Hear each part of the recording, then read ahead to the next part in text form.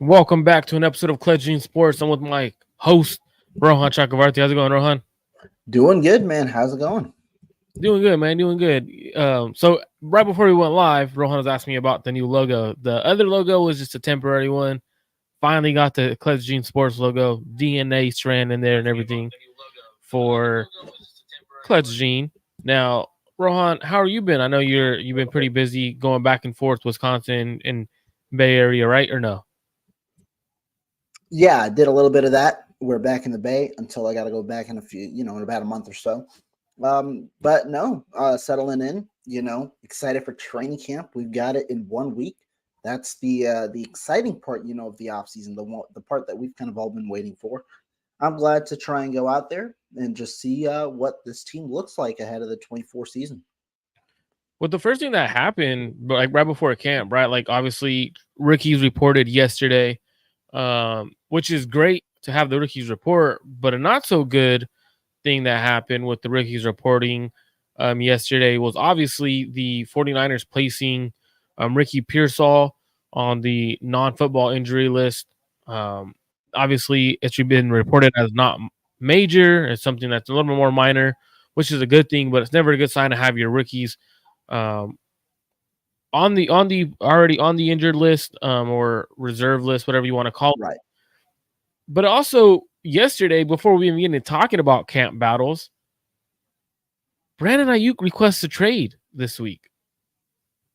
What are your thoughts on Brandon Ayuk's trade request, as well as Ricky Pearsall being placed on that injured list? What are your thoughts on everything? And is this something that you were expecting from Brandon Ayuk's camp to request a trade? Yeah, I mean, when you bring up, there are two parts of this. Brandon Ayuk requesting a trade. I think to me, this is Ayuk again. When you talk about leverage, Ayuk trying to use whatever is kind of at his disposal. To me, this is a last-ditch effort from Brandon Ayuk to try and force the Niners' hand into signing an extension before the season starts. Training camp is usually the inflection point, or, late July is the inflection point for a lot of the 49ers extensions in the past. Ayuk, obviously, he wants to get his deal done. He hasn't gotten paid. He doesn't, a lot of people get that signing bonus money. None of that has come to him. He's currently scheduled to play on the fifth-year option. The Niners have kind of made it clear, we're not going to trade you. You're either going to, accept a deal or play on your fifth-year option. It seems that they've become comfortable with the idea of potentially using the fifth-year option. And so to me, this is Ayuk saying, well, guess what? I'm going to take it one step further, publicly request a trade. Now, what does this ultimately mean? We'll get into that. I don't know if it really means much.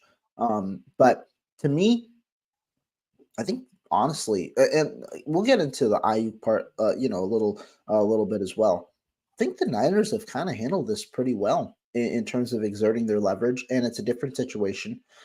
Last two, Debo Samuel, you didn't have the fifth-year option, you didn't have that luxury, of having that one extra year. Nick Bosa, well, he's Nick Bosa. He was going to get paid the largest contract. The Niners they didn't get the best out of that one. Bosa waited so long, and Bosa also got his deal. The Niners here with Ayuk, though, they've been pretty steadfast with their thinking, and it's also because it's the receiver position with an explosion. If Ayuk wants his money right now, I think the Niners are in a pretty good position to get, their preferred deal on the table. It's still going to be expensive, but I thought this was kind of the last chip that Ayuk is throwing in to try and kind of get that deal done before camp, or really sooner than later. Now, as for Ricky Pearsall, not ideal. Again, it's not serious, but I think that's it's just all interesting timing because the guy that is expected to potentially replace Oh, Rohan, we might have lost you. Looks Ayuk, like if we Ayuk lost. isn't on this team, if Ayuk is holding out, or what, maybe I think we're good. All right, I you're think good we're now. good. But You're good now. essentially, what I was saying with Ricky Pearsall, he might be, a little bit of a little bit more of a bargaining chip for Brandon Ayuk. Hopefully, he's back out on the field soon. We'll see what ultimately happens during camp for Pearsall. Yeah, I just thought it was very interesting. In this comment, it's kind of interesting as well. It says Ayuk should fire his agent. Pretty embarrassing. His track record is sus too.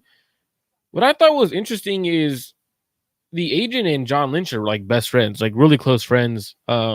So I thought that was very interesting in terms of how do you negotiate with the 49ers knowing that you have to represent your client, but also on the other side of the representation is a really good friend of yours. So how do you take it when the Niners do disrespect you in terms of negotiations, or do you convince your player to take less money? Um, it's just very interesting to see what an agent can and can't do. Um, I personally think Ryan Williams, I believe he's at Athletes First, which is usually a pretty good organization in Yeah, terms good of agency. representing players. So I thought that was interesting that he did stuck with Ryan Williams as his main agent. Typically, you have a lot of players have multiple agents. They'll have two or three agents on a contract or two agents on a contract. Um, but I don't think he's sus. I mean, he's negotiated 24 contracts in the NFL. He's been with the NFLPA since 2013. Saying sus is pretty interesting because it's saying that his track record, like he doesn't have clientele, which is false. Now, Jake says looking forward to Campbell, Winters, and Graham battling it out at will linebacker. We'll get into that in a few. Business, not personal. That's what I would assume. But the way things have came across as if Brandon Ayuk has kind of done a little bit of the negotiating himself, telling the 49ers, I want to meet in person. I want to speak to you in person, stuff like that. It's very interesting. Obviously, I don't think the Niners trade I Brandon think it's Ayuk. also tough with these negotiations to keep the two worlds apart if you're a player, business and personal. Absolutely. And right before we get into camp battles, do you think Ayuk's traded? Just a yes or no answer. No, no, No. no. Same. I don't think he's traded either. So let's get it straight into camp battles.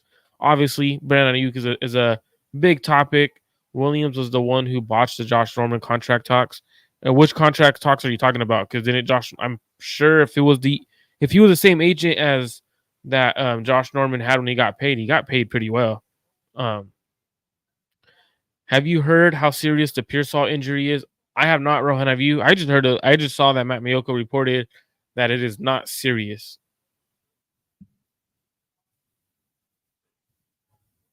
I think you're Yeah. muted.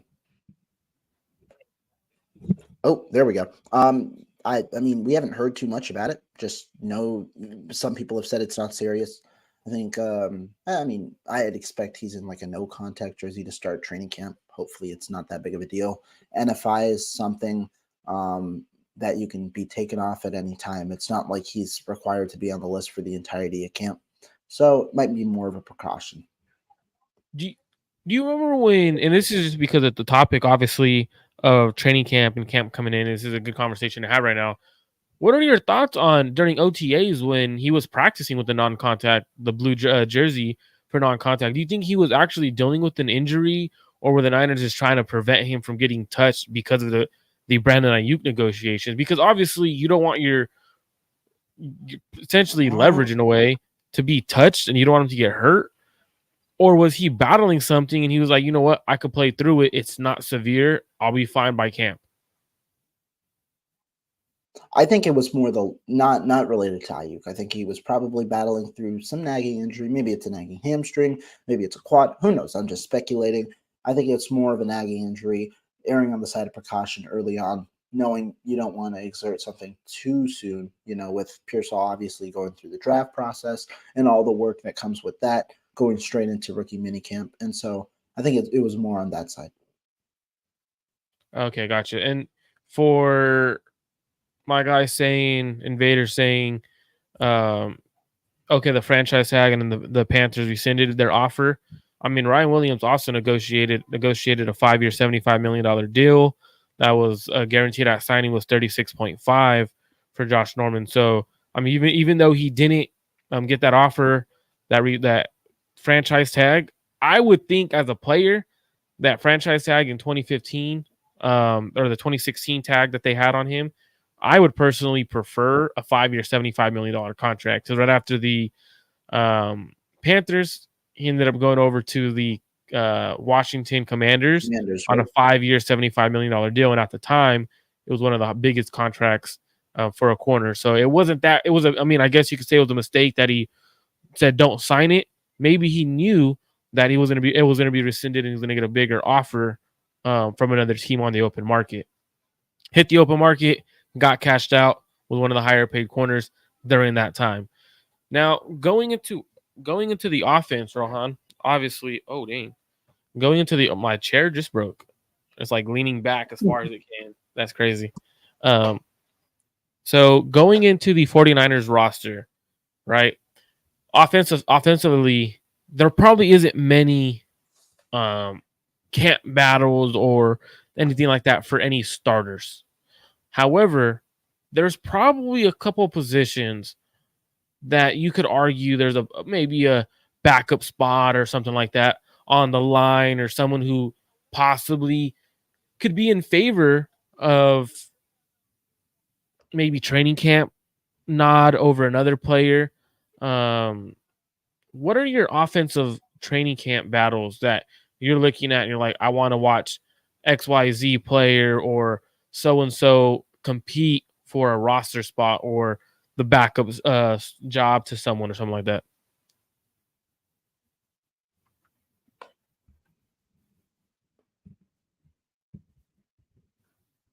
I I think you're think when you're muted again. talking about competing, we good now? Yeah, I think when you're talking about competing, to me, there are a couple of positions that pop out. One, the one that Jake kind of mentioned, linebacker. When you don't necessarily have a starter spot, where I'm interested is where do you have an infusion of young talent that this is the spot. This is kind of the time where you can see who's ahead of another, who's kind of developed more, or who develops more over the next 2 weeks. And so linebacker is a spot that I kind of think about with the number of guys you have. Green. What do you call it? You have the two guys you drafted last year with Winters and Jalen Graham. You have Tatum Bethune, who you drafted this year. Those are some to think about the linebackers. No, we're offense. We're offense first. Offense first. Oh, my bad. Overall offense first, running back. Isaac Guerrero. Can he crack early on? We've mentioned Isaac Guerrero on the show. You pointed out kind of some of the struggles he had during OTAs. How was he developed in the last few months? Is he kind of more acclimated now that he's maybe read the playbook a little more, understood a little more? What do you think Working about with Frank him? Gore should help. That is true. Kind of him in the building as well. What do you think? No, not even in the building. Isaac Guerrero role. Not only in the building has he worked with Frank Gore. Frank Gore was training him for a little while. Frank Gore was training him, his son. I think Jonathan Taylor. Oh, are you saying like? Can someone in the comments tell me if Rohan keeps cutting in and out for you guys, or if it's my internet?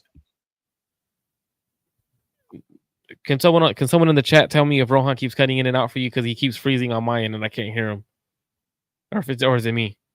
Huh. Okay. I'm not sure why that is. It's a little wavy here as well. Yeah. See, Harold said it's yeah. They're saying you're cutting out. Rohan, try to get out and then come back in real quick to see if it changes anything. I'll figure that out. You keep talking about the running backs. So for me, when I'm looking at the running back room, Isaac Guerrero, as Rohan was mentioning, he is practicing with. I thought he was going to come back in. Isaac Guerrero is. Oh, geez, they said I thought he was Joe Biden. Oh my God, Rohan, that's hilarious. So as Rohan was mentioning, Isaac Guerrero, he has been struggling in OTAs, or he struggled in OTAs. Obviously, reading gaps or reading stuff. Obviously, there's a couple of reports that he landed on his face twice. There's a lot of things that were in play for Isaac Guerrero. Now, what I was trying to tell Rohan was he's actually been training with Frank Gore in the offseason. So after OTAs and everything like that, Frank Gore got a group of players, and he was actually training a group of players. So some of the guys, I believe, was Jonathan Taylor, Frank Gore Jr., Isaac Guerrero was one of them as well. And then I forgot who the last guy was. There was another guy there that was getting some reps with Frank Gore. So I think, can that help him? I'm not sure, but obviously Frank Gore can't teach you how to see a hole. He can't teach you what to essentially do. Frank Gore is a heck of a player. Can he coach it? It's a little bit different when you're coaching it Now, obviously, he was just putting him through drills, wasn't really putting him like actually coaching the X's and O's of a running back, which I'm sure he could do that anyways. Like Frank Gore is one of my all-time favorite 49ers. Now, when you look at Garendo, I think he has an uphill battle. I still think you have guys like Jordan Mason, Elijah Mitchell ahead of him. Now, what I would prefer to see, the battle I really want to see at the running back spot is who wins number two. I personally think there's an interesting competition here because you essentially have the 49ers backup could be Jordan Mason, Elijah Mitchell, or potentially Isaac Garendo. Now, Mason is a hell of a running back when he's running the ball. In pass protection, geez, that's where he gets himself on the bottom of the roster on the running back room. I personally think Kyle Shanahan is too much involved or in love with Elijah Mitchell for what he has done for the 49ers in the past. For me, that's a little bit of a concern. And Rohan, you're back. I was just You're talking about good. how the totem pole and the depth chart in the running back room, and how I think Mason is probably one of the better runners after CMC on the roster with the ball in his hand, but is terrible in pass protection. So I want to see has he gotten better there? Can he compete for running back two, or is it going to be handed to Elijah Mitchell right away? Is that Elijah Mitchell's spot? And then you That's obviously have Isaac Garendo, who before you went out, I was trying to explain to you that he didn't work with Frank Gore pre-draft. He's actually been working with him after OTAs and everything. Frank got a group of guys that he's worked with in the past or played with in the past. Guys like Jonathan Taylor, Frank Gore Jr., Isaac Garendo was also on the roster in that training group. And he was having all of them go through a lot of different drills and stuff like that. So has he gotten better working with Frank Gore Jr.? The last guy might have been Patrick Taylor Jr. working. I don't know if that's what Harold's trying to say, or is he going to have a shot? I don't think Patrick Taylor Jr. has a shot. What are your thoughts on the running back room, Rohan? Those are my pecking order. If I had to choose going into camp, my running back order, to be honest, I would probably go running back one, Christian McCaffrey, running back two, Jordan Mason. If he gets better in pass protection, if he shows he could pass protect, Isaac Garendo. I would try to trade Elijah Mitchell, and Cody Schrader would be my fourth running back on the roster. Those would be my four running backs. And if I could try to get Cody Schrader on the practice squad, I would, but I don't think he makes it to the practice squad after his preseason. He's going to get some carries in the preseason. He's going to impress teams. And I think that's would be my starting or my four running back guys. So what I'm excited about in the running back room is how does it shape up? Who wins that backup roles? Those backup roles are key if the 49ers have to play a couple of games or a game or two without a Christian McCaffrey. I think that to me is a pretty focal point of the 49ers roster because it can be very, very important. That's probably one of the most important backup roles on the roster because if Christian McCaffrey goes down, can you continue to run the ball at a respectable rate where you could go play action and use the play action with the Brock Purdy? Because if you don't have Christian McCaffrey on your roster or on the backfield, you kind of call plays differently as a defensive coordinator. So those are kind of what I'm looking at as one of the most important camp battles, at least on the offensive side of the ball. So what are your thoughts on the running back room, Rohan? Sorry, I went on a Yeah. long tangent there. No, I mean, you make a lot of good points. You talk about the running back room, and I think I agree with most of what you said. You obviously have McCaffrey, but training camp is specifically for the other guys. I'd expect CMC to take at least half of the days off, or every other day off, and then not really participate too much when it comes to the team drills and things like that, just to keep his body fresh. And so when you talk about CMC in that regard, I'm excited to see the rest. To me, Mitchell is the two. And the reason is at this stage, do you think the 49ers trade him? I think the 49ers are looking for trying to find who the best guys to compete in 24 are. I think Mitchell is your guy, and he's the guy who has the highest trust out of the coaching staff. And that's the reason he's going to end up being the two for me, just because he doesn't fumble. That's something Kyle Shanahan, takes into regard pretty highly. Jordan Mason had some issues with fumbling very early last year. Obviously, still played his way into a solid enough role. Got like 35 carries or so. The thing for Mason, like you said, is pass protection. If Mason is a better pass protector, if he at least shows that he can, do his part and make it so that when he's on the field, teams don't really fully commit to the run and make it a little more, two-dimensional, then he's got a shot at a bigger role because he averages 5 yards a carry when teams know that he's going to run the football at him. So imagine what more he could do if he could be a little more versatile, And so that's the thing for me. Guerrero here is at 4. He's more of a pick for the future. And so when you talk about a guy like him, think he's the Mitchell replacement of the future. Expect Cody Schrader to be a practice squad guy, or if he gets claimed elsewhere, goes elsewhere. Rohan, do you know where Frank Gore Jr. went? Did he go to Buffalo? Oh, he might have. I am not exactly sure. Can check that. Not too sure. Cool. Now, for me, this is a good question. Who backs up Juice or cross trains with Juice? This is actually pretty good because I think Rohan will probably answer this one. So I'm going to go straight to this position group. Rohan, what are your thoughts on the camp battle at tight end? Is there any camp battle spots or anyone that you think is an interesting player or intriguing enough to care about in the tight end room? Obviously, we know. Yeah. Sorry about that. Obviously, we know tight end 1 is Kittle. Tight end 2 was probably Logan Thomas. So you're looking at 3, 4 if they decide to keep a 4th.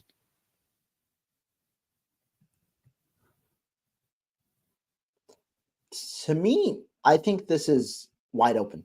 You got the young guys, the 2 rookies from last year, Cam Latu, Braden Willis. I think they both compete. You see how, you see who kind of fits better. And I think the guy who we heard whispers about last year to back up or cross train with Juice was Willis. They saw him as more of a versatile guy, a guy who could play a fullback role or a flex tight end role, and I think Latu is the guy you watch the most in this group. Has he truly improved? Is he like he is last year? Is he on cut watch? Because the Niners, they are willing to, move on if it doesn't work out. And so those are the 2 guys I'm mainly watching in the room.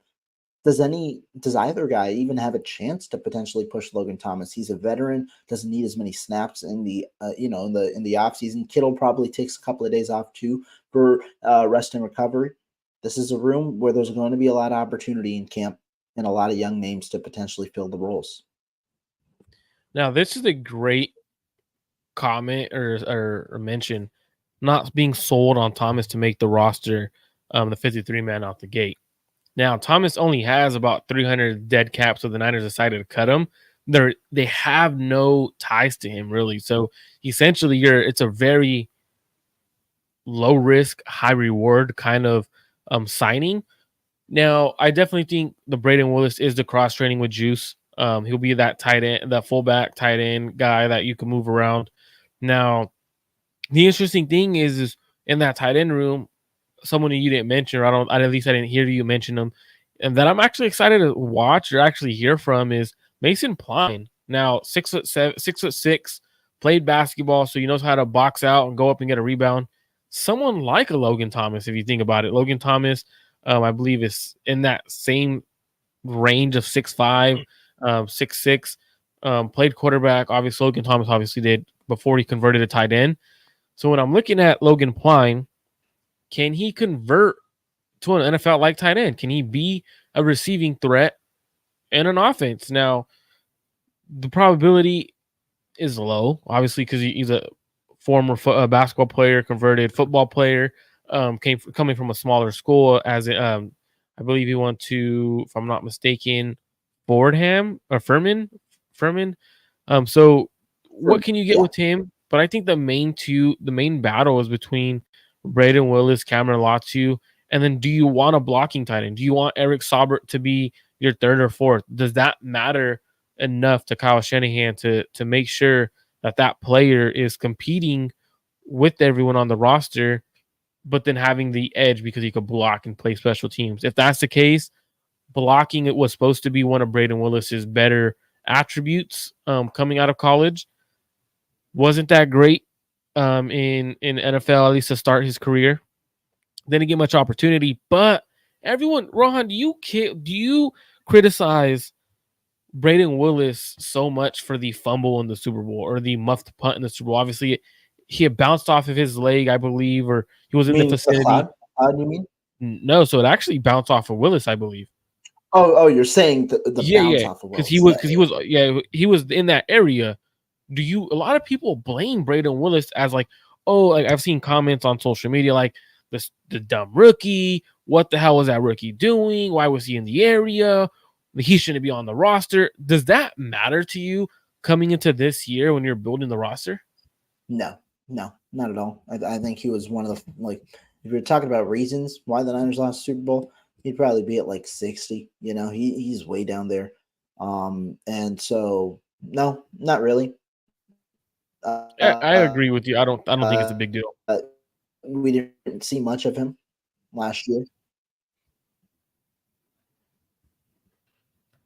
Yeah, absolutely. So with the offensive side, is there any other camp battles on the offensive side of the ball? Obviously, we haven't talked about offensive line or receivers, and obviously we talked a little bit about tight ends, which I mean, some would argue that tight ends are considered receivers now, according to Kittle and the Receiver Show. Bullshit. I call bullshit. Shouldn't have been named receivers. I call bullshit. Should not have been named receivers, but that's a topic for another day, right? Rohan, any other camp battle on the offensive side, you're like, all right, I probably will be focused on this, or this is a player or two that I want to keep an eye on throughout training camp to see how they progress or how they're competing in camp? Yeah, I got two. The big one, right guard. You got three guys there: Feliciano, Spencer Burford, and then the rookie Dominic Puny. And we How lost does Rohan that again. competition come about? Are we good? I Yeah, don't know you're good what is now. going on today. You're good now. So Yeah. you talked about the last thing I heard was you said puny. I mean, what I was saying is those three guys, especially the two young guys, how would they quickly, develop into the rotation? And then wide receiver 6. We know the top 5 pretty much. Who's going to be the 6th guy? You got Ronnie Bell. You've got a couple of young guys. Who are the 6th? Who's going to be that guy? What do you think?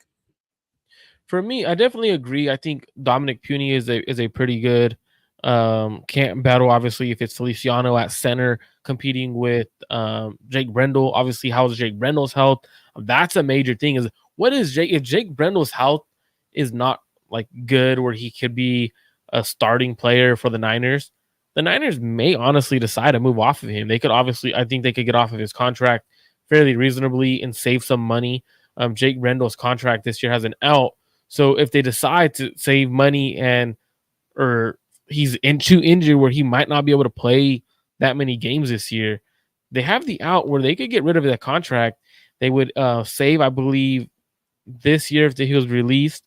They saved $4 million this year, and they would take a $600,000 dead cap this year and a $2 million dead cap next year. And they could use that money to roll over. Obviously, they're going to have a lot of positions to actually sign and stuff like that. So the 49ers do have the ability to do that. Feliciano might be the better center, but do they let Feliciano compete at right guard? I think Puny should be given the first opportunity to be that guy. Obviously, he might not be the first one in line, but I definitely think he should be given that opportunity. At receiver, I like the receiver room, man. It's obviously if Brandon Ayuk's on the roster. If Brandon Ayuk's not on the roster, I think this might be one of the weaker rooms in the 49ers roster after Deebo Samuel. If you look at the receiver room with no Brandon Ayuk, Rohan, it's kind of changes your opinion without Brandon Ayuk versus with Brandon Ayuk. Obviously, if they trade him, they may be looking to get a veteran receiver in return. If they do, who is it? What value does he have to this roster? Because to be honest, I'm looking at the receiver room right now. As stands, Brandon Ayuk on the roster. Ayuk, Debo, Jennings, Pearsall, Cowing. That's a pretty legit starting, legit 5 rotation. Now, the 6th guy, if the Niners decide to go 6, I think they keep a guy like Conley over Bell. I think he has more that veteran presence. He's able to step in at any time and play special teamer as well. So you could have that guy on your roster. I've always liked watching Tate Martin in training camp. Does a really good job. The receiver, everyone's going to have their eyes on, though, Rohan. Probably receiver 1 this year, Trent Taylor. Mr. Owens. Oh, no. Yeah. Trent Taylor, bud. Trent Taylor. Oh. Put some respect on his name, all right? Don't ever disrespect Trent Taylor, all right? No, but no, you're right. You absolutely, I was messing around. I was going to say Tariq Owens, but I wanted to mess with you. I think Tariq Owens, everyone's going to be watching Tariq and truthfully looking at that position and saying, oh, cow, like, is he like his dad? people are going to try to compare him to his dad. And I think it's very wrong to do. But you're going to have people who compare him to his dad. Can he run routes? Can he do XYZ? I don't think he can. I think the Niners roll with 5 receivers this year. And I think it'll be Brandon Ayuk, Deebo Samuel, Ricky Pearsall, Jawan Jennings, and Jacob Cowing. They'll obviously try to put one of those guys on the practice squad. And I think the lead candidate for that spot would be Chris Conley. What are your 5 or what are your 6 that you would keep? Yeah, I think it's you got their top 5. I think they do go 6 just because of the depth they have with some of the guys ending up in the practice squad. I think Conley is going to be on the practice squad because of the veteran rule. I think that they've got a better shot of keeping him on the practice squad.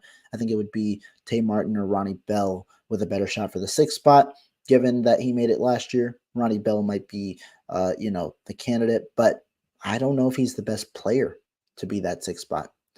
You did mention though that the receiving room looks a lot worse, without Brandon Ayuk. I think you could say the same for a lot of the guys with all, because he's an all-pro And we lost Rohan again. player. But the thing is, going to be on the roster, and that's kind of the way that Brandon Ayuk isn't leaving. He's going to be on the roster, and that's kind of the way that I view that room. Man, your Wi-Fi today, man. Is it windy in the Bay? No, it's sunny, and the Wi-Fi been working before this. I don't know if it's the Wi-Fi or if it's StreamYard messing with me today. You know what it is? It's the Niners not wanting us to talk about training camp battles. That's what it is. I'm sold. John Lynch doesn't want us talking about training camp battles, so he's like, hey, you know what? Don't let them stream, and he's messing with your internet. I firmly believe that, Rohan. That's what it is. Expectation on a rookie kicker. Obviously, I think this is something that I wish the Niners would have did. I wish they would have brought in a kicker to compete with Robbie Gould. Can they compete with Robbie Gould? Or not Jake Moody. Sorry, I miss Robbie Gould. You guys see that? I miss Gould. Jake Moody. I wish they would have brought in a kicker to compete with Jake Moody. Because essentially you have him who struggled last year, more so in the playoffs, which at the time you should not have. My bad, Cubs. My bad, Justin.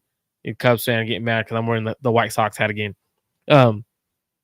So for me, I definitely think they should have brought someone in to compete. Like, how do you not have someone come in and compete with him after he struggled? Like, you're obviously giving him a job without serious. Like, if this would have been a other position, someone would have been in competing.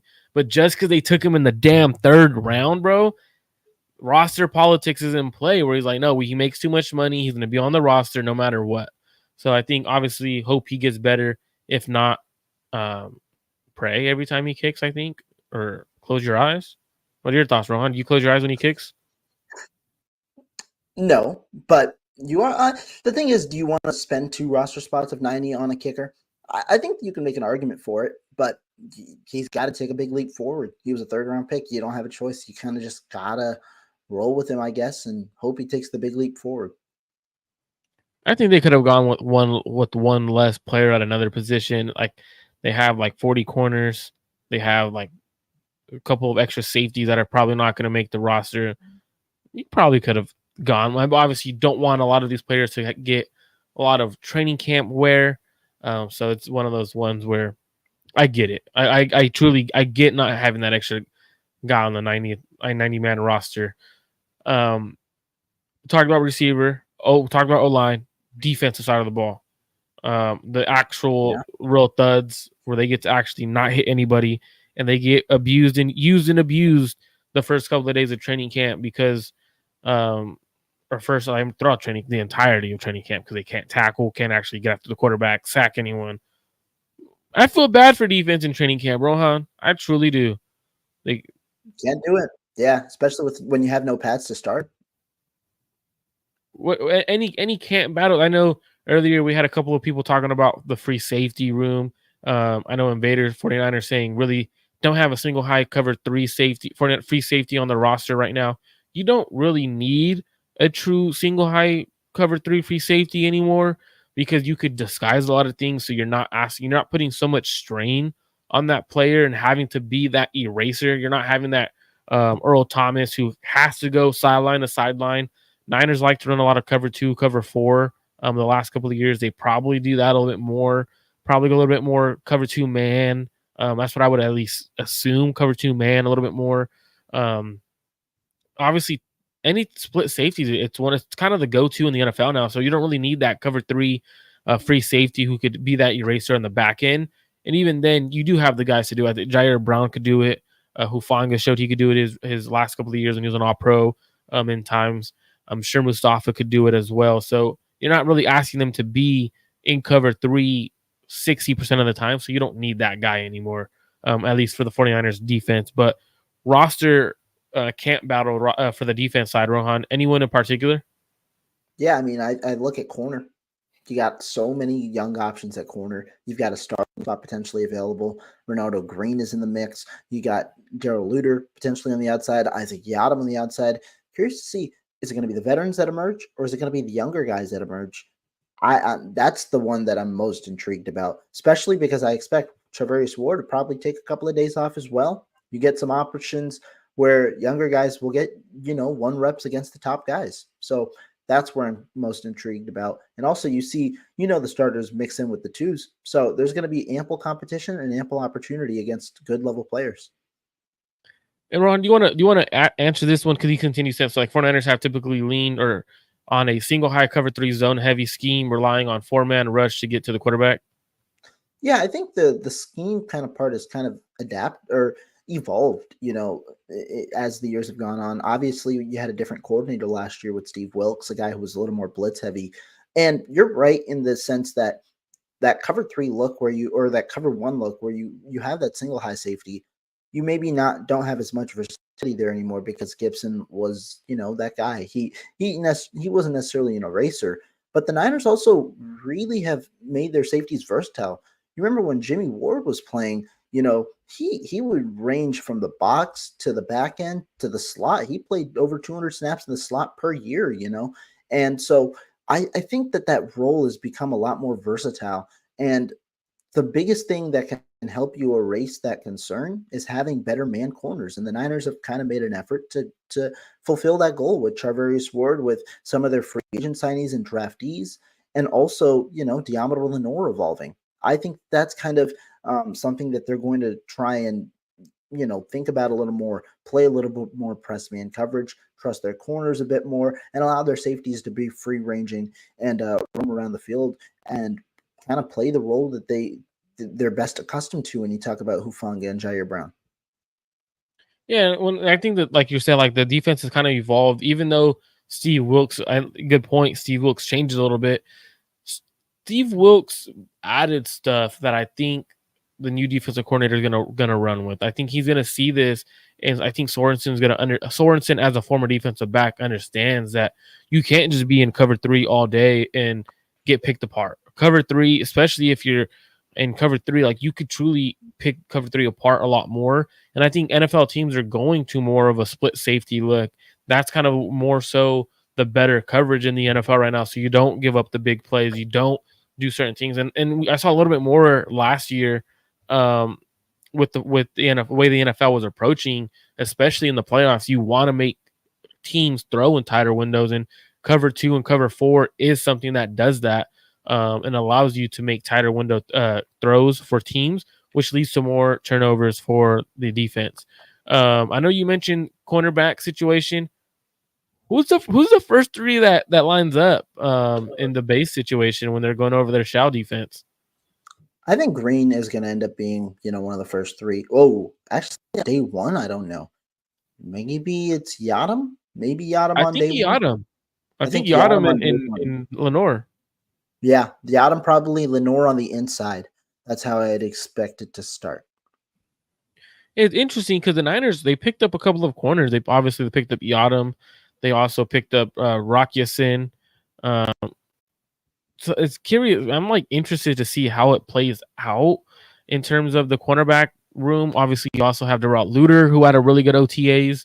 Amy Thomas is on the back end. Like, why? Just please cut me now so I could find a new team during training camp. Like, he's truly gone. Like, and it sucks to say when you talk about players having to be in that situation as a human aspect, right?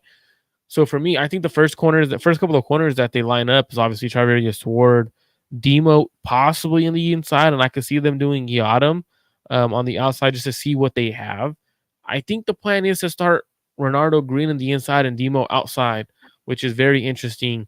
So the corners battle is more so for that nickel spot, and essentially it's a weird battle, right? The way I see it is, can Yadam prove to be a really good corner on the outside where it forces the 49ers to play him out, to start him outside. And what that would do is cause um, Lenore. Demo to Lenore to move inside. And it essentially takes away from Bernardo Green. So Yadam is technically competing with Green, but at a different spot. I don't think Green plays on the outside for the 49ers. I would prefer him to stay outside. I think he can play outside, and so can Lenore. But I think the Niners move him inside. What are your thoughts? I want to ask you this real quick as well. I think that that's a good point. I would also prefer he stays outside. I think that they might like him on the inside. I think Lenore would be the better fit inside, but he's obviously the higher value outside. To me, Yadam has never played, as a full-time defender. I don't know. I don't know, how his body's going to sustain 17 weeks of playing, high end snaps. Do you think that they could potentially have a rotation, but the rotation looked like it was last year, where when you substitute, you have Lenore moving in and out, on a more rapid pace than maybe you usually expect, just because, uh, you have an inside and outside guy. I don't think so. So I've always taken something that my guy Eric Crocker has said in the past and talked about how like it's hard for corners to sub in and sub out because like you want to feel for the game, you want to get these reps. One rep, like you might get beat, but the ball doesn't come to you, and then like you're kind of like figuring. It's like a chess match. You're kind of figuring out what's happening throughout the game, and the more you sub someone in and sub someone out, the less feel that player has during the game. So it's kind of what I'm looking at is if you do that, you better expect for one of them or both of them to give up big plays every once in a while because they're not having that feel for the game or they're doing something differently to the defense. So that's where kind of I look at it. I think I like when you just have your set guys and you go at them. Obviously, if a guy needs a rotation, a rest every once in a while, that's cool, but not as frequently as like you would think. You know what I mean? Like or as you mentioned, like everyone, like every other series or every two series is there in and out. Like if you're gonna do it, give them a few series. Like don't do one series, one series, one series, one series. Give them 3 series. Give them to the next guy 2 series. Yeah. Like give them some continuity of playing so they can actually get a feel for the game and understanding of what their receivers and their offense is actually trying to do. And I think that's kind of a big thing for a corner because one bad play for a corner and he's in for 5 plays. Yeah, you can see how the fan base or NFL people would talk about one player who gave up a touchdown and he only played 5 reps, right? But he only those other 4 reps were phenomenal, but no one's gonna talk about him because he didn't have a feel for the game. And in that one play he came in and got bombed on, that's what everyone's gonna remember.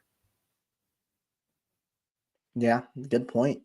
Do you have any other ones on your mind? I know we talked about corner. Is there anything else? We talked briefly, I guess, about linebacker, but we can go there. What else do you think about training camp battles on the defensive side? Yeah, and linebacker. D Winners. If you're watching this, man, go win a job.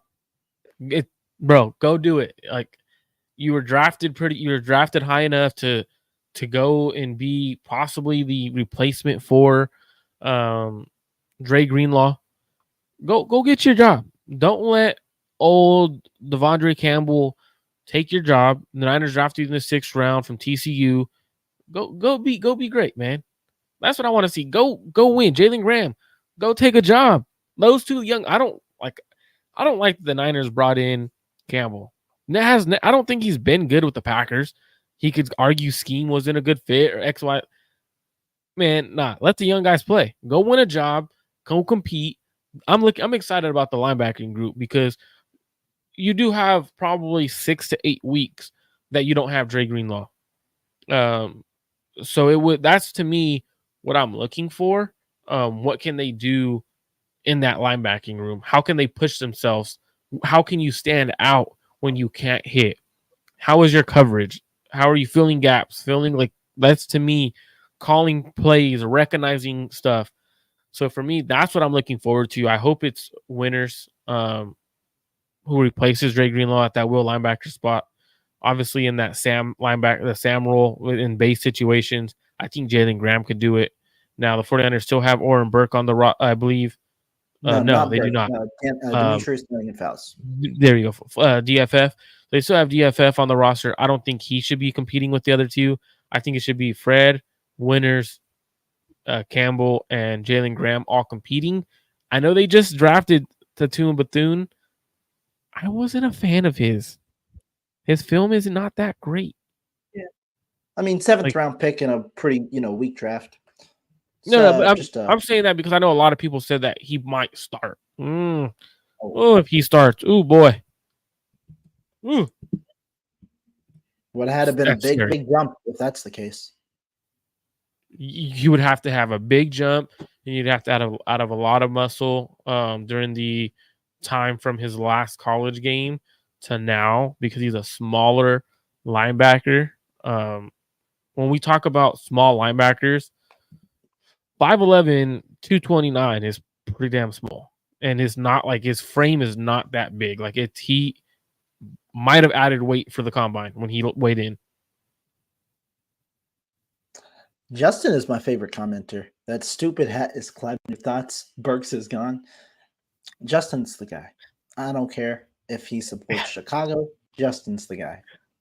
Hey, guess what? Justin, guess what? Guess what? When I went to the Cubs game, they lost. The Cubs suck. All right. The Cubs suck. You guys are going to have another 100 years without winning a World Series just because you said that comment. And we're going to call it the Justin curse. All right.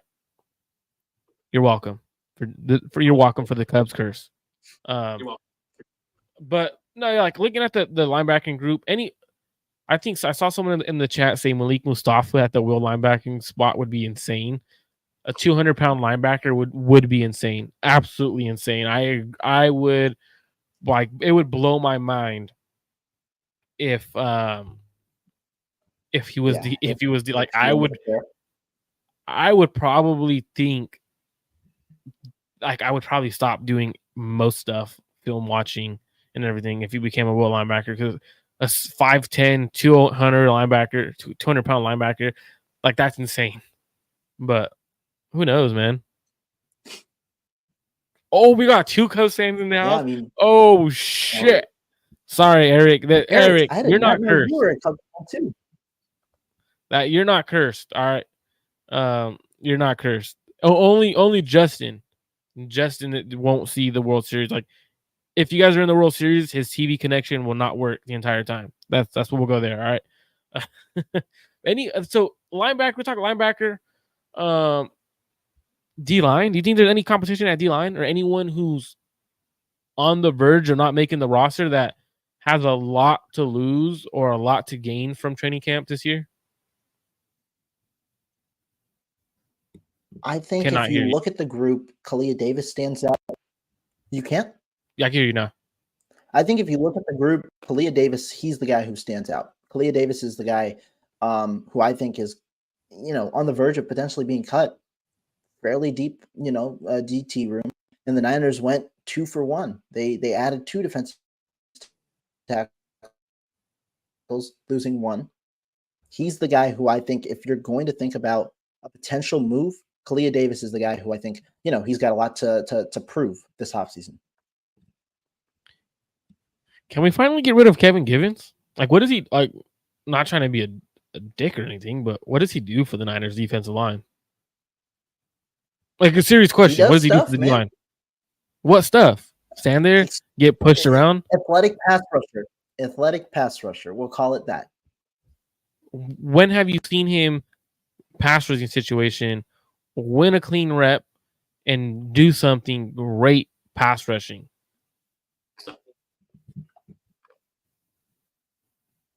Training camp? Can we finally agree? Can we all agree? Can we all agree he does not deserve a roster spot? like, and I'm not trying to be rude or They anything, got a but lot of like, players. because like looking at everything, like looking at the defensive tackles and everything like that, obviously Malik Collins, Hargrave, Jordan Elliott. I think Gross Matos may be a guy you kick inside on pass rushing situations when you need, and he gives more upside than Kevin Givens at that spot. Now, if you get rid of Kevin Givens, it allows you to keep a guy who like Shaquille Brown, who's an athletic freak, put up great numbers and everything like that from University of Troy, defensive tackle, 6'3", 295. Now he has more weight to be able to anchor and bigger guy. Kevin Givens in run defense, oh my geez, like it's terrible. It's not good. I've seen him get moved 5-10 yards way too often where unfortunately he should be the odd man out. And I would take Kalia Davis over Kevin Givens because of the run stopping ability. And Kalia Davis might have a little more upside as a pass rusher, but I think Shaquille Brown and Evan Anderson, as Avivo's Invader mentioned, they're like those two guys should have a chance to compete for a roster spot or a practice squad opportunity. And for me, I know he's not going any. I agree, he's not going anywhere, because of the I don't know contract if the situation. actually I think his contract was fully guaranteed this year because he did get $2 million. I think it was fully guaranteed. His cap hit's Yeah, only 1.19 million, but I think his yeah, it's he got 2 million total. million for money. So for Yeah, cap. it's two fully guaranteed. Wait, is spot So rack? yeah, Oh no, he's got his spot. yes. He's got a spot. So that's what I'm saying. Like, it sucks because I don't think he should be on the roster, but since they paid him the 2 million, he's going to be. And it's like, dude, he doesn't provide much for the 49ers. And when we're being honest, I think that's to me one of the bigger question marks, and everything like that. I'm just curious on how everything's going to work out defensive tackle wise. I would prefer someone who actually could stop the run, who could actually get after the quarterback. That's just me. So those are what I'm looking at. Let's see, check out some of the comments that you Let 2 me ask you one million. last defensive line type question. Yeah, of Let me course. ask you one defensive line question. And I want to say, do you think this is the year where they maybe take less than their normal amount of defensive linemen? You know, you see them usually take 10, 11. Is this the year maybe they take 9 or I think so. And when I reason why when I look at the 49ers defensive line room, right? You obviously have Nick, you got Malik Collins, Hargrave, Leonard. That's already 4.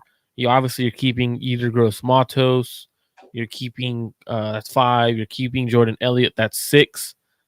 It all comes down to, does Drake Jackson step up? Like, does Kevin Givens is obviously could probably make it. That's another 7 that I mentioned him at 7. So now you have 2 to 3 spots where Drake Jackson, Robert Bill, Kalia Davis, Ty McGill, Austin Bryant, all compete. And you could include Evan Anderson and Shaquille Brown in that spot for the extra last 2 spots. But I think they should. But then where would you, if they do, where would you put that extra player that you did not keep? Where would you want to keep that for? In the secondary, in the cornerback room, safety?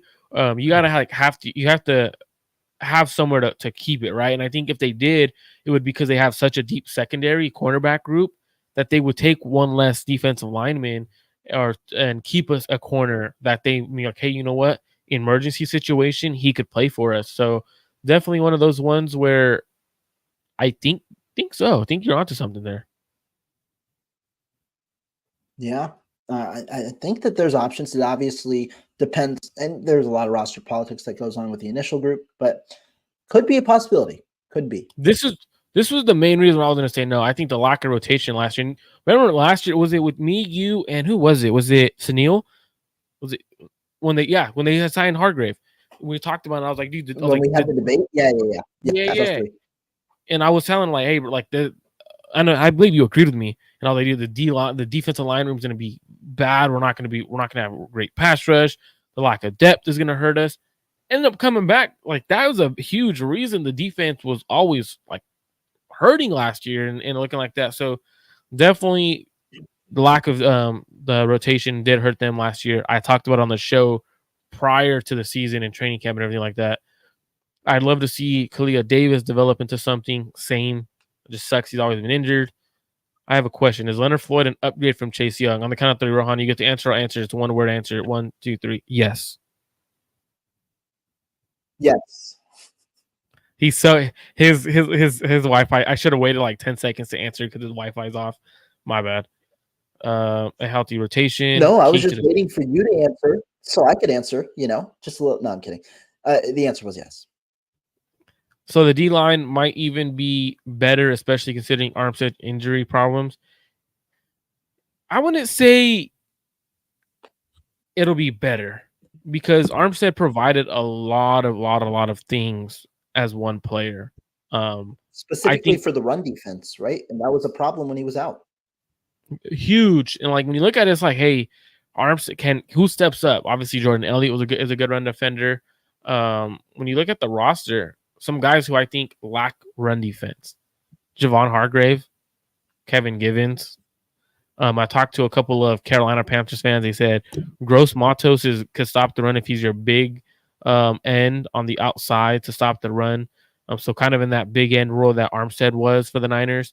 So that's a good plus. But they said if you put him inside, he's not that great of a run defender. He's better at getting after the quarterback from inside.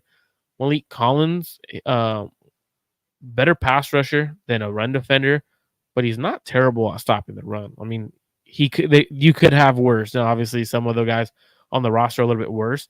So three of your top 4 defensive tackles are not great run defenders. So you have more depth, but the run defense may not be as good as it was because of that. Obviously, Hargrave, if he steps up and he is in great shape, he could be a better run defender. He's just never been a great run defender in his career. Always been an average to below average run defender. So it all just depends on how that unit rotates and can they get it going. Then Justin says, I agree. I've heard the discussion, and my thoughts are that by proxy, it has to improve. Injuries are the variable. Yeah, absolutely. It doesn't. I mean, the depth is what's better. No, I'm not saying it was good. I meant like it could be worse. Like last year wasn't good. 2022 was solid.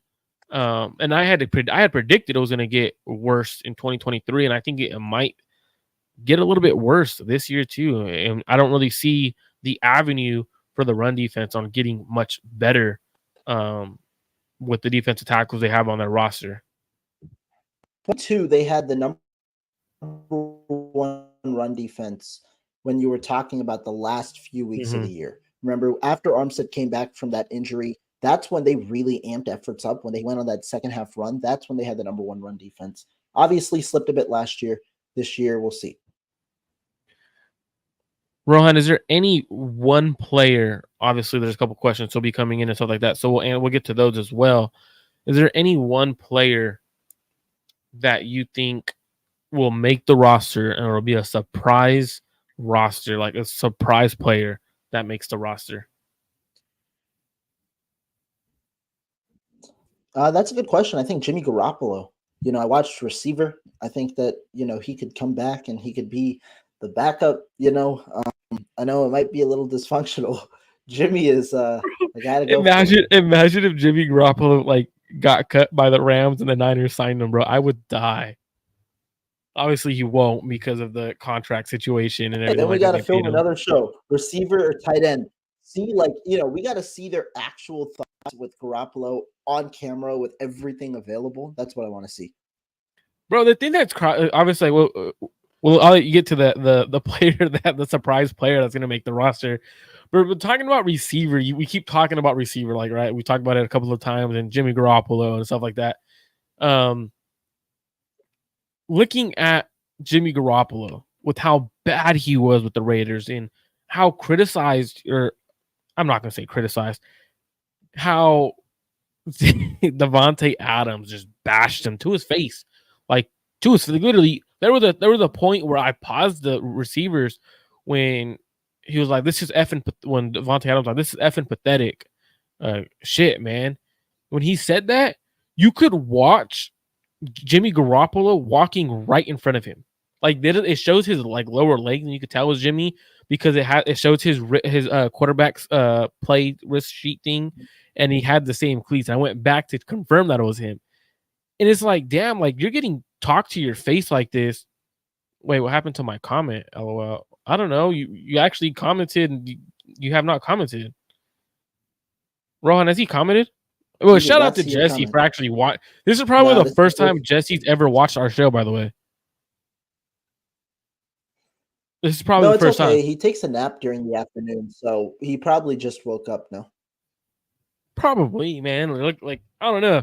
But coming back to the receiver show, was Jimmy Garoppolo this bad when he was with us? I remember I thought Jimmy Garoppolo wasn't good.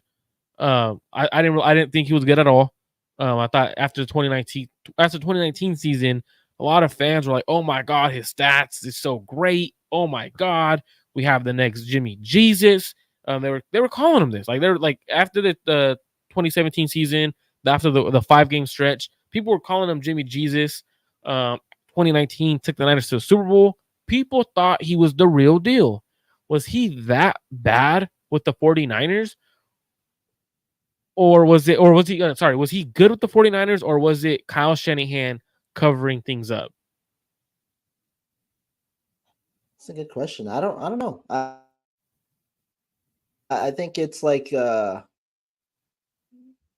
think it's a mix. I think it's a mix of things. I think he wasn't as bad, but I also think he definitely was covered up. And I think that's something we know. Oh, that's crazy. I guess Jesse said that his comment was sitting there. He said, "I can't wait to see Rohan's stupid face at training camp." It sat there for a few minutes and just went away. Hey, that's how you know you never on our show, because our people who constantly watch us, their comments don't go away. All right, so that sounds like a Jesse problem to me. No, it was just because it was a stupid comment. That's probably why. Someone said Eric's talking to Rogers, mentioning if you're a Rams fan and you see Jimmy on the field this season, it means your season's over. Not necessarily, because there's times where Stafford goes out a game or two, and he'll be back. So it all just depends. I hope Jimmy's on the field for the Niners game. That is just very disrespectful, because you don't want to see that. Like, no, that means Stafford to be hurt. This sucks, but it's kind of funny. Shanahan made Jimmy G. You know how I know? Nah. No explosive. Oh yeah. I mean, yeah. You could say that. It's true. Well, for me, when I watched that show, or obviously we didn't even go back to your surprise roster make. Who's going to make the roster? Surprisingly, and this is way before training camp. Oh Obviously, yeah. we'll have this topic again during training camp, towards the end of training camp, right before they make the 53-man roster. After we get to see who got to participate and look good. But as of now, way too damn early to make the 49ers roster is. Funny enough, I talked about him briefly last week. Ben Barch is my surprise. I don't know how many surprises there's going to be. So that's why I'm going with Ben Barch. That's actually a pretty solid one, because he could possibly be, depending on how the Niners view the right guard situation, if they think it's John Feliciano's job and Dominic Puny isn't ready yet and Brendel isn't ready, you could potentially see Ben Barch starting at center. So like that's actually a solid one. Which Forrester does love Ben Barch, actually, which is very interesting. My surprise roster make. Yeah. Way too damn early, and it's probably not going to happen.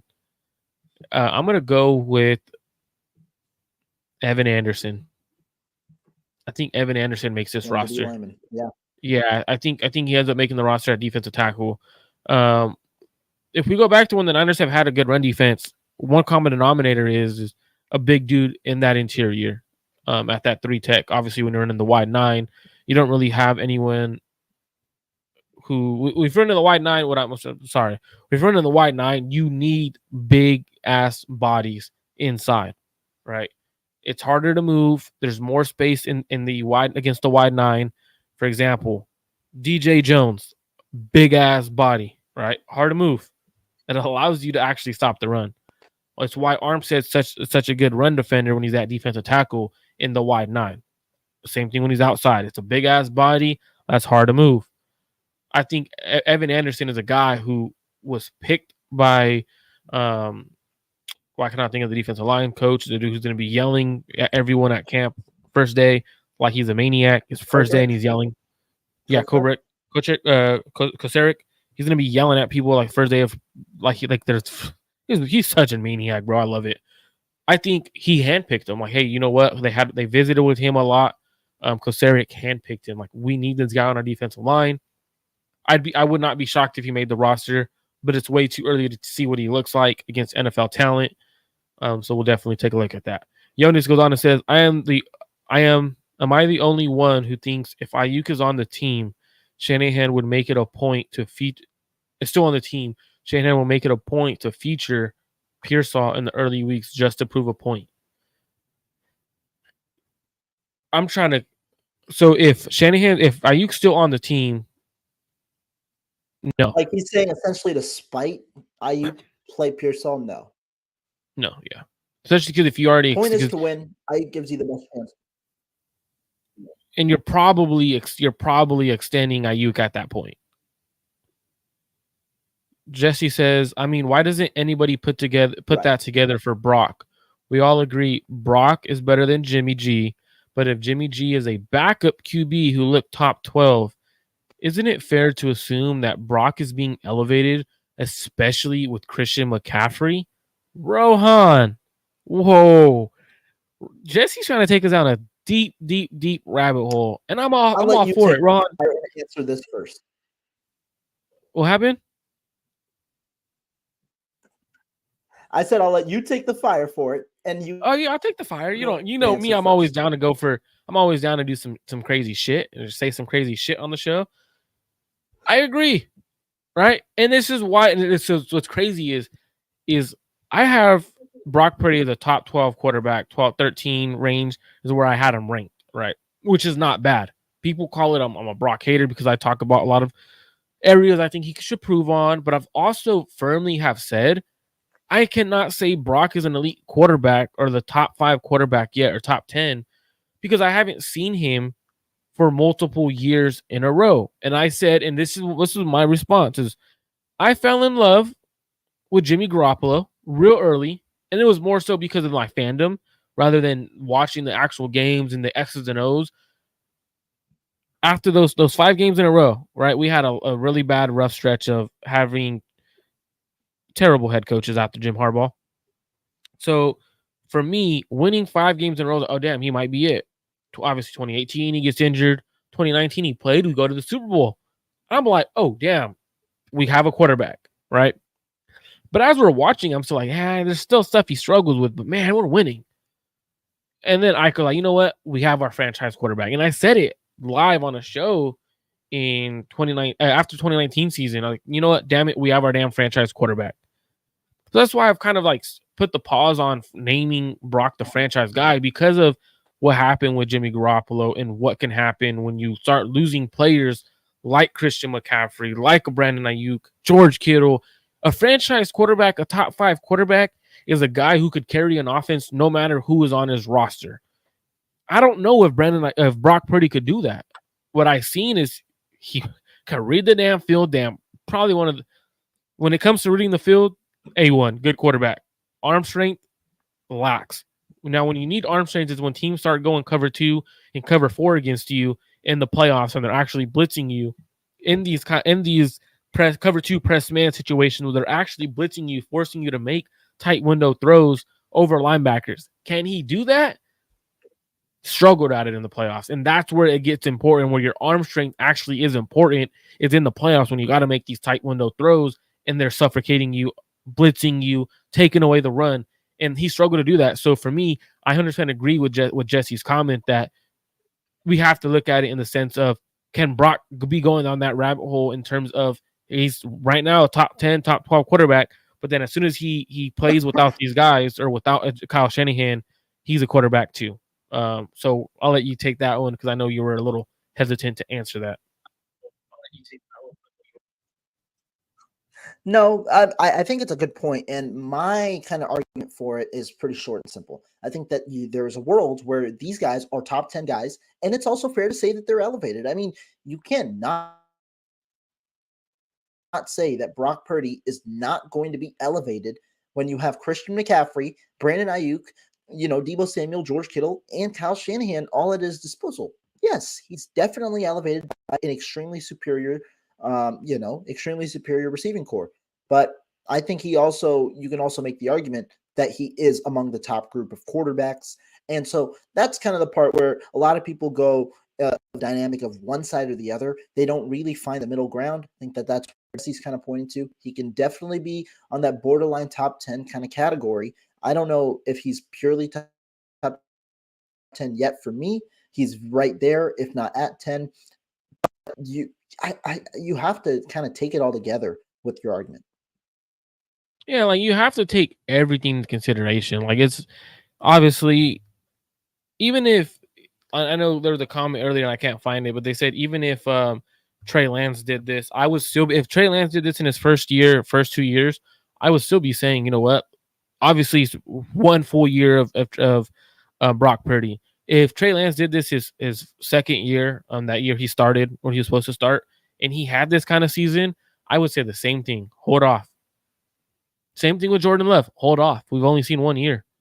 The only player that I'm saying is elite after one full season, or after like having what I think is in that top 10 group is CJ Stroud. And the reason why I'm saying CJ Stroud is because I saw it we saw it at Ohio State. Right away he came in, didn't have receivers. He made his receivers. No one knew who Nico Collins was before. And I shouldn't say no one knew, but Nico Collins wasn't an elite receiver until CJ Stroud. Obviously, looking at the offensive line, in and out, a lot of players injured, in and out. Obviously, a left tackle who's a first team All Pro, second team All Pro level player in Tunsil. So for me, I do think what CJ Stroud did was pretty special. Now, don't get me wrong, Brock is a hell of a quarterback, but we're talking about a quarterback who people put in the top 5 range. And I've seen people talk about him like he's Patrick Mahomes, saying he is the next best quarterback after Mahomes. And at that point, that's where I'm like, no, let's draw the line and actually take a look at everything and be 100% honest with ourselves. The Niners have a really damn good quarterback. But when you have to pay him, how does it look when he no longer has a Christian McCaffrey, a Debo Samuel, George Kittle, Trent Williams when he retires? How does he look when he doesn't have everything perfect around him? And I think that is very important to have that conversation and not necessarily just say, you know what? It doesn't matter what he is without him. Let's pay him $65 million. And then as soon as you pay him, you're in a shitty situation like Russell Wilson, right? They lose their defense, lose their offense, and then he is a terrible quarterback for the Seattle Seahawks for a few years, and then he gets shipped off and everything like that. You can have that situation, and you don't want it.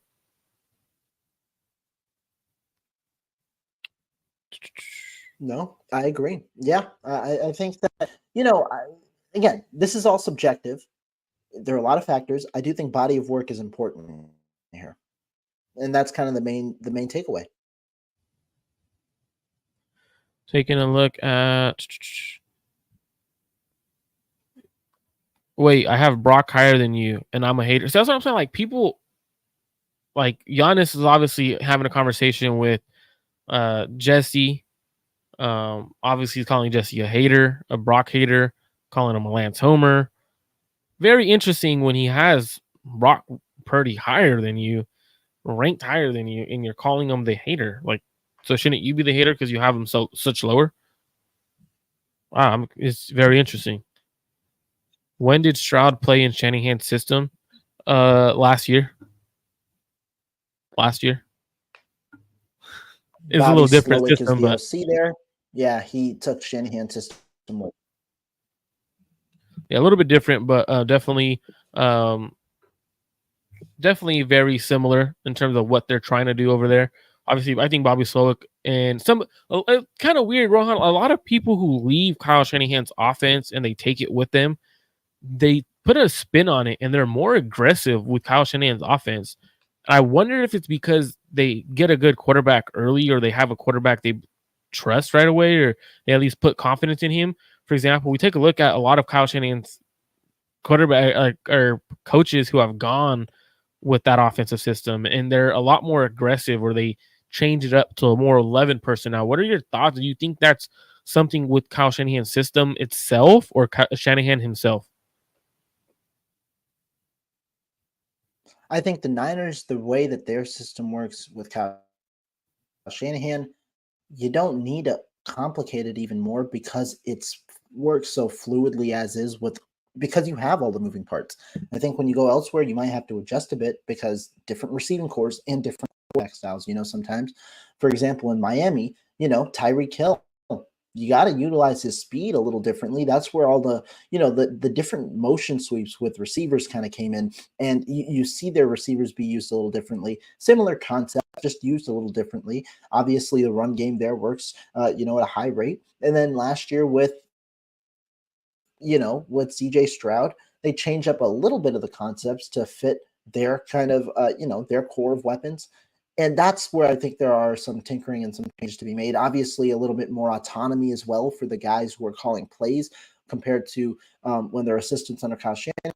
I think it's smaller factors like that kind of contribute to some of those changes.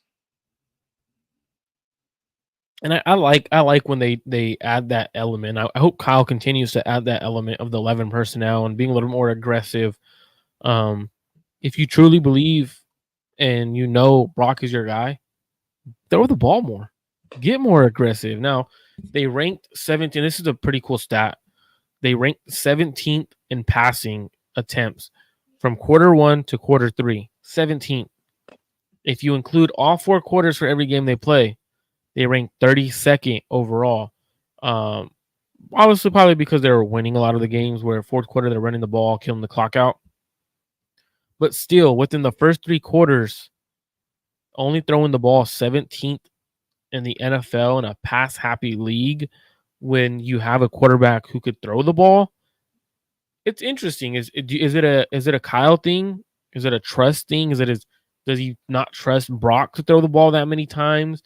Does he feel like his offense is most efficient when you're only throwing in that range of 15th to 17th in the NFL? Like, so you're looking at less throws, so you're kind of keeping the defense honest. Very curious numbers. So his full year, we guys are still talking about Trey Lance and all that. Interesting. A lot of people talking about Trey Lance recently. That's okay. Bro, he's not here no more. It is what it is. They probably change up personnel because they don't have a fullback who can do things. This is what I think they should do, 808 Niner. And I love that you bring up that they don't have a fullback. The 11 personnel is the same exact shit Kyle was running. But Miami has Alec Ingold, and then I was saying Miami has Alec Ingold. And then Houston also has Andrew Beck. So they have a fullback, but you are right in that they'll change up a little bit of what they do. And I think like you mentioned, so they do have fullbacks, and they're aggressive play callers. They're pushing the ball down the field.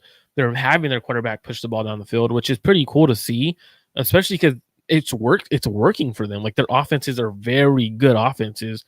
Imagine if Kyle actually trusts Brock and let him sling the ball a lot more with how efficient Brock is. If those numbers are real, they're going to stay up there. And guess what? That offense is going to be a damn juggernaut to stop. Because now, if you're throwing the ball, you don't know what's going to happen on first and second downs. Like, obviously, you know what's really coming on first down. Niners usually typically run the ball or they go play action. Now you truly don't know what's going to happen, because you can have Brock just in shotgun, take the snap and go with a pass. Something that the Niners don't really do, and other teams that have the Niners offense or Shanahan system typically do, which is pretty cool to see. Before they continue to keep talking about Trey Lance and versus Brock Purdy and everything like that, Rohan, thanks for joining me on today's show, man. Appreciate you, every single one of you guys. Appreciate every single one of you guys, including the ones mentioning Trey Lance, Brock Purdy situation. Who cares, man? It's over. We have our quarterback. Like, we really shouldn't be worrying about what happens. Like, hey, I was wrong on Trey Lance. Cool. That's all that matters. Like, I was wrong. A lot of people were wrong. Thanks for tuning in, Innovator. What it is we have our quarterback. The funny part is nobody but Jesse. And the funny part is nobody but Jesse that I know on 49ers Twitter or 49ers content creator talked about Brock Purdy except for Jesse. Jesse had talked about him in 2022 and said he would draft him in the 3rd round. So obviously Jesse knows what he's looking at when it comes to quarterbacks. Not even the Niners thought Brock Purdy was that good of a quarterback, so they took him with the last pick because they didn't want him to sign with another team as an undrafted free agent. They didn't want to have to compete on the market for him. Nobody knew he was going to be this good. Oh well, let's move. 49ers are ready to rock. Training camp in a week. It's time to go get our next Super Bowl. This is the time. You have everything. You have the quarterback, head coach, defense, offense, a running game. You have the receivers to do it, tight ends to do it. You have everything you can ask for to win a damn Super Bowl. Can Kyle Shanahan win the Super Bowl? Can he get his team right in training camp? To me, that's the most important thing that we should be talking about right now. Rohan, thanks for joining me on today's show. You have anything going the rest of this week? 100%. Anything going the rest of this week? We'll figure it out. Not exactly sure. Probably going to do another show or two. We'll see. But yeah, that's the plan for now. Jesse says, Allen, Herbert, Stroud, directly out of college. I trust my evals. Miss on Trey. Can't be 100%. Nobody is. All good, brother. Nobody's asking you to be 100%. Nobody should be 100%. If you look at NFL draft experts or NFL GMs, they take Bryce Young over CJ Stroud because their owner tells them to. So, hey, they were hella wrong on that one. We've seen a lot of other teams wrong on other picks as well. So, like I said, man, hope everyone has a great rest of their Wednesday. Make sure you guys hit that subscribe button. Make sure you guys go ahead and hit that like button on Clutch Gene Sports. Go over to Rohan Chakravarti's personal channel. Hit that like and subscribe button as well. And don't forget to have a great rest of your day. Give your loved ones a hug. Hydrate. Drink some water. Have a great rest of your guys' evening.